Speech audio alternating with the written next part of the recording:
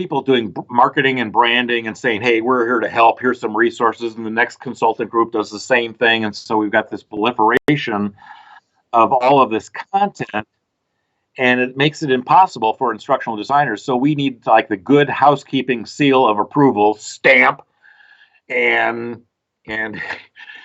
I just envision a big stamp coming out of the sky and stamping something as, approved. We got way too much. How do we clear the decks of all of this stuff and then bring back just the key pieces?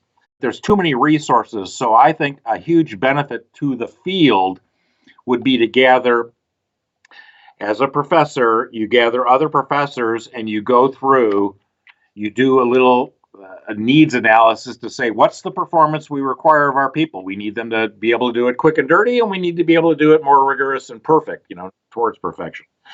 But and to be able to do quick and dirty, you actually have to be able to do it right and rigorous, so you can figure out what to shortcut and what damage you might do to the content and to the learner's ability to perform.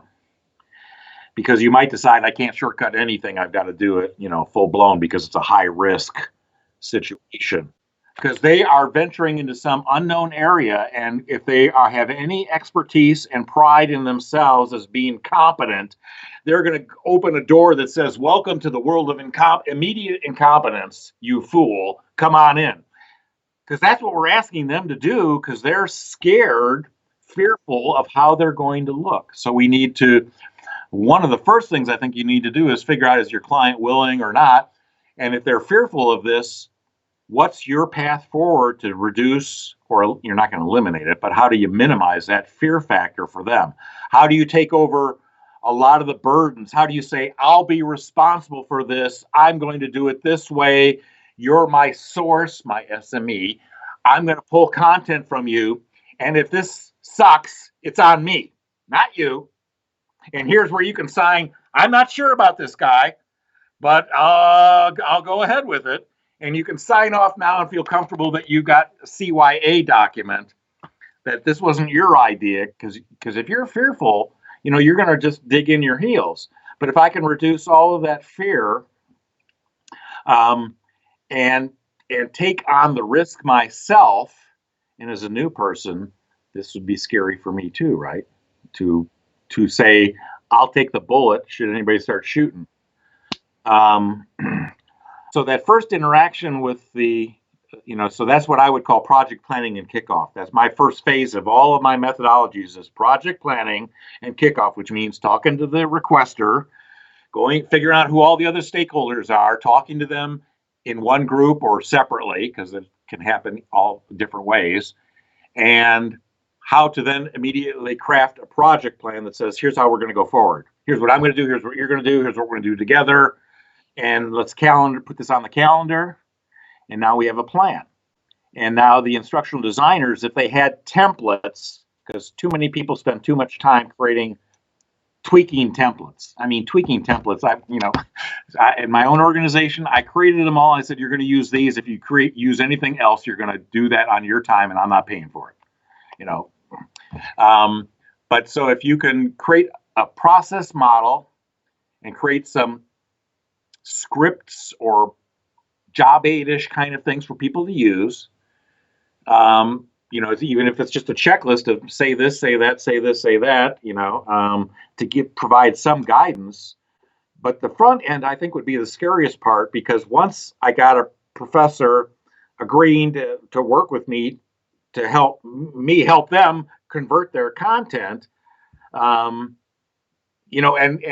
so I would imagine that the fear of many professors is, if you've been around a while, this is like re-engineering the process to re-engineer your job away. So how do I deal with that fear? So part of going forward is changing the roles and responsibilities from, deliver it once, we'll videotape it, something like that. And now you're done with that part of it. Now you can spend all of your time coaching students, looking at their projects, looking much deeper than you have ever looked at their work before, simply because you never had the time, because you're always delivering the class. But if you had that as a videotape, and you can have more office hours to deal with, students who have issues. But you have to figure out how you're going to reduce, because if that's one of the fear factors, is that once I convert this, then they won't need me. And I've seen I've seen that in business enough times where people, were resisting the change because they could see where that change was leading, them losing their job.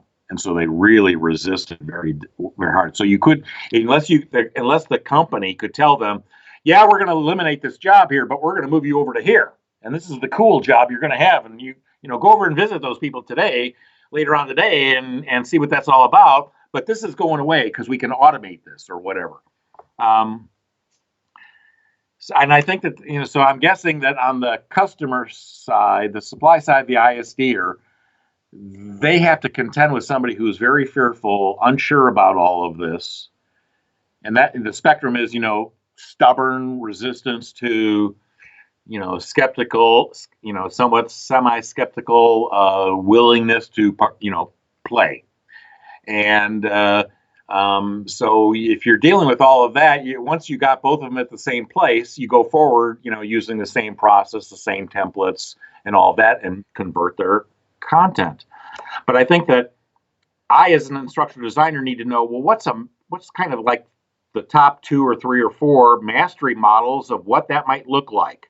How much video might there be versus this, versus, individual coaching versus small group coaching versus, what are some of the ways, and then how can I decide, beginning with the end in mind, so I could talk to the professor and say, hey, here's the 4 or 5 models of where we could end up with this one. And given your situation, I think number 3 is the way to go, because your content probably, let's talk about that a little bit.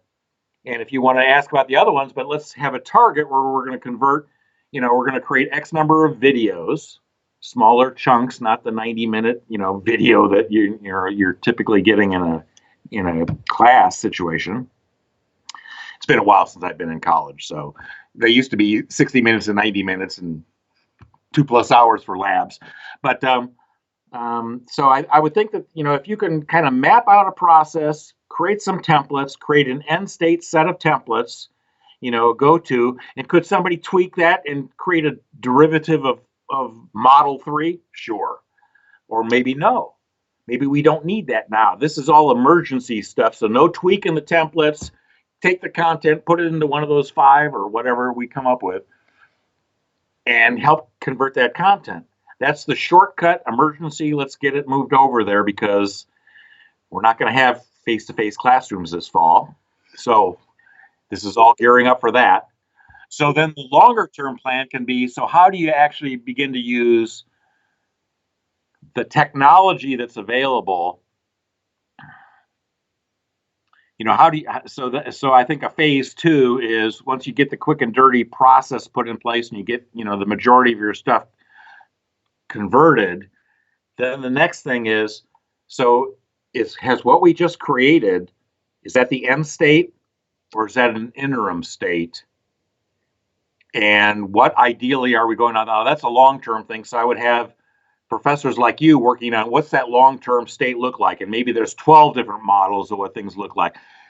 If we don't provide guidance on the end state configuration of content and the mode and media that might be used, if we don't create those kinds of models, then it just becomes unlimited. And that's so overwhelming. I got to choose that. But if they say, hey, pick one of these 4 and tough, that's it. Tweak one of these things here, we're going to knock off half of your grade point. So don't mess with that. Don't worry about that. Don't try to be a perfectionist in a time of emergency. You put your shoes on, you don't worry if they've tied them correctly. You just get your shoes on and you run. What those end state blended approaches might be, then they know where they're going. And now you can deal on the front end much better, because it's not unlimited in the real world, it is, but in this emergency situation, we're going to go to these 4 or 5 or 6 or whatever the number is, simplified, a lesser number, so we can make a quick conversion. And then we're going to circle back in phase 2 or stage 2 and do it better, do it more right when we have the time to do it right. Um, and I think that people need to know that there's two stages, the quick and dirty, and then the more rigorous approach, and then we'll do continuous improvement after that. But basically, we just need to make the conversion quickly. So otherwise, we don't have offerings for students in the fall. And as a business, if you don't have any products to sell, and then you'll know that, because one of the things you have to do for the students of these professors is that, why do they want to spend that kind of money and go to online learning when they thought they were going to a university? So someday I may be able to get back on campus, but in the meantime, this is all short-term stopgap measures. And I can't think of that I'm just going to be taking e-learning classes or watching videos.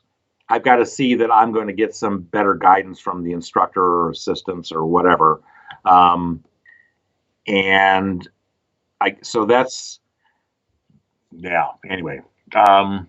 Map the process of a student going to an instructional designer, going to a professor, and mapping out so that they can articulate, well, what we're doing here today is this, and then we're going to do this and this and this and this and this, and boom, voila, we're done at the end, and that's the quick and dirty. And then we'll circle back and polish this up, because you may not be entirely pleased with what we produce, but we got to do it. So boom, done.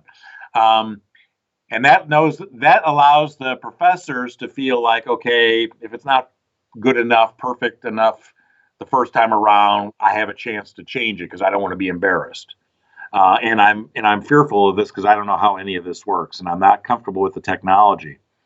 So one of the things is that, so if I talked with them, then one of the things they have to learn, they have to work with me to convert their content, and they have to work on their own skill set. So there's now two parallel tracks where I take their content and manipulate it and get it into the right formats and such, or plan a design that's going to get in the right thing. And they have to get more comfortable and build their confidence with using whatever technology tools that you are going to make available to them, and which should be a pared down list. It shouldn't be everything under the sun that you can find, right? There should be a set of the simple, for the quick and dirty version, we're going to use these 7 tools, and that's it. Anybody uses anything beyond that, somehow we have to provide a negative consequence so that you won't do that.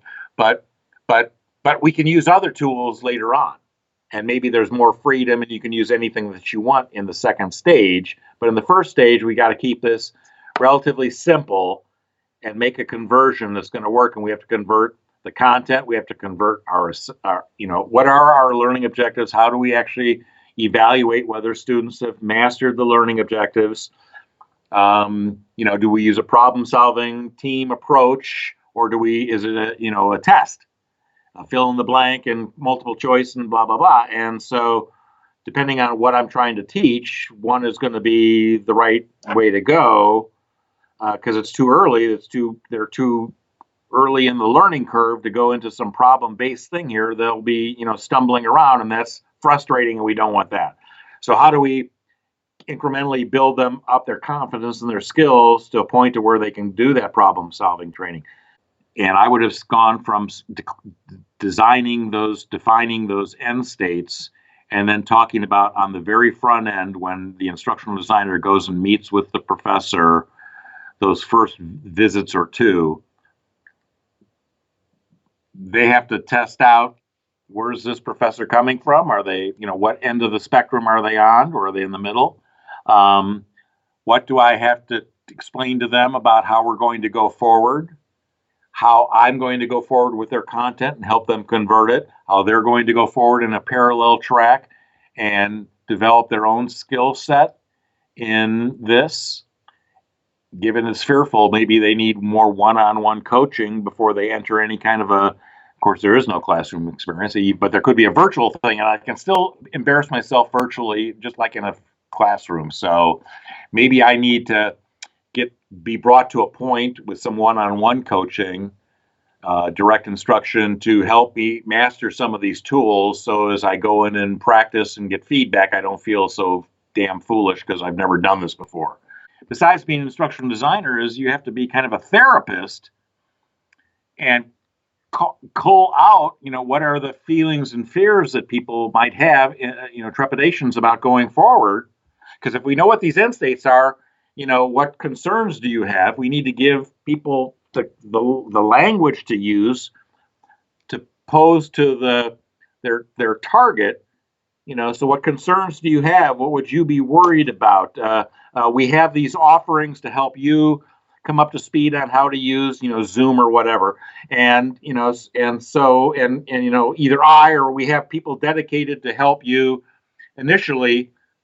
And then there's some self-paced, asynchronous kinds of training that we can give you. And we can watch you do some of this initial deliveries and coach you through it and be there as a resource for you. We don't have to be there, or we could be there. It's your call. So how do we work flexibly with people to meet their needs and meet their fears?